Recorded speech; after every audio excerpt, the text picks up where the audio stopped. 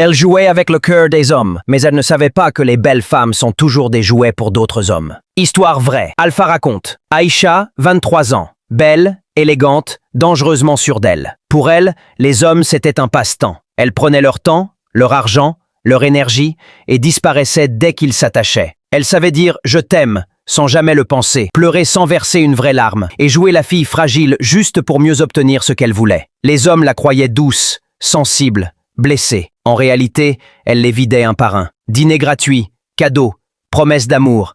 Elle prenait tout, sans jamais donner son cœur. Dans son téléphone, des dizaines de messages non lus, des noms effacés, des histoires inachevées. Et le pire, c'est qu'elle en riait. « Aucun homme ne peut me faire tomber », répétait-elle avec assurance. Jusqu'au soir où elle a rencontré Benoît. Un jeune homme calme, discret, regard froid, sourire à peine visible.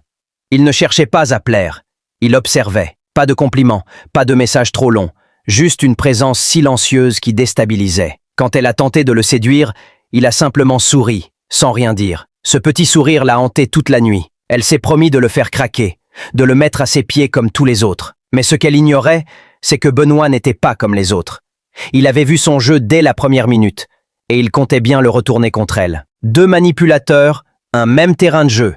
Mais cette fois, l'un d'eux ne se relèverait pas. Suite dans la partie 2. Abonne-toi et dis « nous le nom de ton quartier en commentaire ».